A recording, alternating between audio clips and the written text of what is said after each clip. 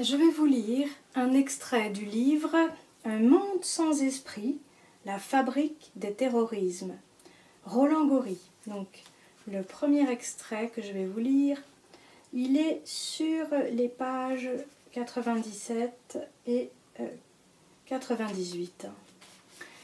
Aujourd'hui, où la nouvelle colonisation des esprits passe par l'extension du langage de la finance, de sa théologie, de ses valeurs sans expressivité, de ses caractères quasi-anonymes, abstraits et homogènes, abolissant les particularismes et les singularités des classes sociales et des cultures, c'est par le goût du récit, comme par les pratiques des arts, que nous pourrons lutter contre ce monde de mort. Le profit ne se fabrique que des vies dont on a confisqué le temps et les rythmes pour en faire des abstractions négociables sur le marché. Ce temps mortifié dont chacun s'acquitte pour vivre prive le sujet humain de son existence véritable à deux conditions: avoir la chance d'être, entre guillemets, employé, et la malchance de ne pas trouver dans son emploi l'occasion de créer de l'œuvre et du sens. Alors, je poursuis. Aujourd'hui, où la nouvelle langue technique ouvre au cheval de Troie de l'économie de marché les portes de l'espace public, autant que celles de nos intimités, c'est par l'art et la culture, inutiles mais essentielles, que nous pourrons combattre les formes intégristes de la religion du marché et son empire sur nos existences singulières autant que collectives. Deuxième extrait que j'ai choisi, donc de la page 103 à 104. La culture du travail est, sans nul doute, une des scènes principales sur lesquelles s'affrontent les idéologies et où souffle plus que jamais l'esprit des opprimés. Aujourd'hui, où, comme Hannah Arendt l'a montré, le travail est la valeur centrale de l'organisation sociale, il n'y a rien de pire dans ce type de société où tout est organisé autour du travail que d'être un travailleur sans travail. Et le nouveau management l'a bien compris, puisque en démantelant les compromis sociaux, au nom de la compétitivité et de la flexibilité, il joue sur la pénurie et le travail par intermittence. C'est un des points importants de notre politique actuelle que cette tentation, au nom de la compétitivité, de renouer avec la vieille notion de la liberté de négociation des contrats de travail aux dépens de la loi. Il s'agit une nouvelle fois d'essayer de plier la volonté du travailleur au mécanisme du marché du travail. L'idéal de la machine n'est pas très loin, celui d'un monde sans esprit non plus. Cette priorité accordée à la compétitivité sur la protection sociale de la loi constitue une régression sociale symptomatique qui nous renvoie au XIXe siècle. En voulant faire du contrat la source du droit, on justifie à nouveau, au nom d'un individualisme juridique et philosophique, le fait de devoir se vendre sur le marché du travail.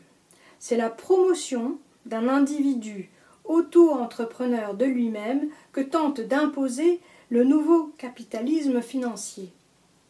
C'est un choix politique. L'entreprise, les services sont des lieux où s'expérimentent et se légitiment en permanence les modalités de la domination, de la soumission, de la servitude volontaire, de la réification d'autrui et de soi-même. Nombreux sont les auteurs aujourd'hui qui ont souligné, par exemple, la coexistence paradoxale de la surveillance, du contrôle, de la normalisation, des évaluations permanentes par des indicatifs quantitatifs de performance et l'incitation à l'indépendance, à l'innovation, à l'individualisme, voire à la bonne humeur. Cette manière de conduire les humains sur les lieux de travail reflète les pratiques faussement démocratiques des sociétés libérales qui utilisent la peur et l'intimidation, voilà, au moyen de la technologie. C'est la structure du pouvoir privilégiée par nos sociétés libérales qui se réfracte dans les différents lieux de nos existences, dans nos espaces privés, professionnels et publics. Voilà. Ok, alors, je vérifie que ça tourne toujours. Ça tourne toujours? Oui. Alors maintenant, on va danser. Yes.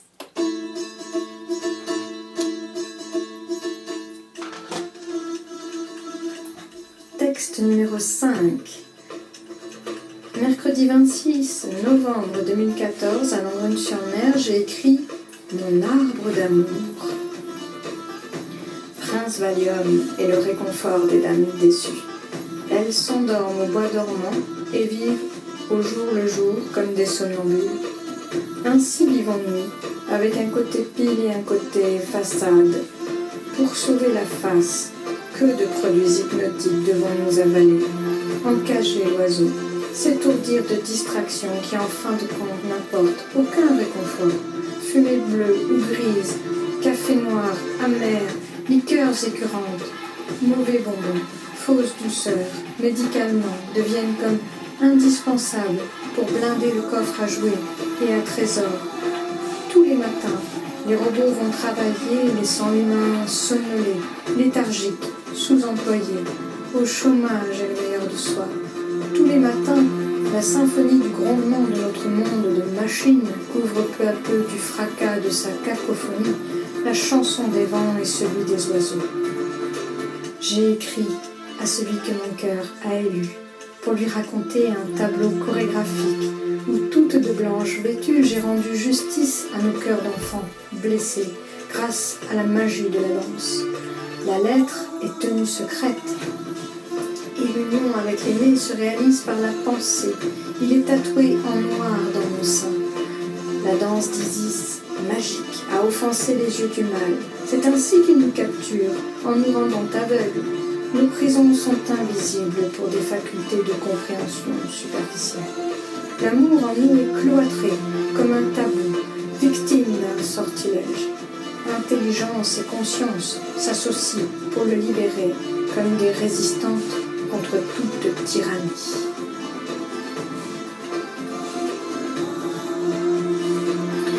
J'ai fait de ma tour d'ivoire un nid douillet, d'où j'envoie des messages à la lune et aux étoiles.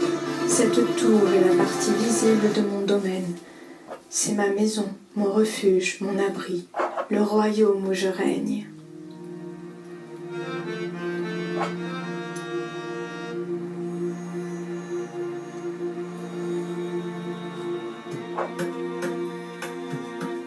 Je ne suis pas un clone de mes parents, et c'est pour cette raison que des réalisations originales m'aspirent au-delà des projections familiales.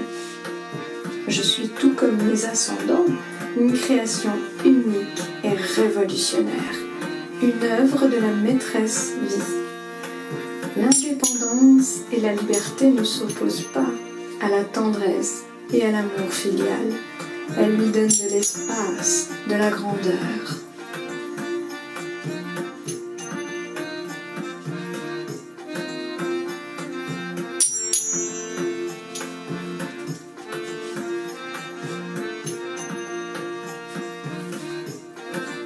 Grand-Pierre. Je dessine l'arbre d'amour, où l'envie d'aller nicher me fait voler de mes propres ailes. J'imagine que je m'endors entre tes bras, et je m'endors véritablement. Plus besoin de drogues hypnotiques, je sais en quoi consiste mon travail. Grand-Pierre, je scelle le serment et m'engage à réaliser une promesse par une offrande à la petite fille que je fus, toujours vivante dans mon cœur, et en même temps à d'autres personnes, à d'autres enfances, à qui j'ai envie de transmettre le trésor récréatif enfin révélé, le phénix libéré de la cage. Je continue d'accomplir le trait d'union intergénérationnel. Je transmets la vie à mon tour de la façon dont nous sommes unis, d'une manière affectueuse et spirituelle. Rien ni personne ne peuvent nous séparer. Je fais partie de ton histoire et tu vis aussi dans ma mémoire. L'amour le plus fort est indestructible.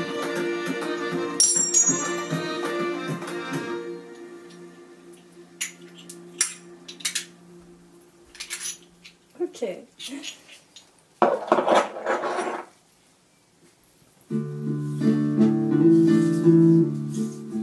Et tu trouveras le trésor qui dort en toi. Extrait. Quand on aime, quand on ressent de l'amour, que ce soit pour un être humain, un animal, une fleur ou un coucher de soleil, on est porté au-delà de soi. Nos désirs, nos peurs et nos doutes se dissipent. Nos besoins de reconnaissance s'évanouissent. On ne cherche plus à se comparer, à exister plus que les autres. Notre âme s'élève tandis que nous sommes tout entiers, emplis de ce sentiment, de cet élan du cœur qui s'étend alors naturellement pour embrasser tous les êtres et toutes les choses de la vie. Laurent Gounel. Merci beaucoup.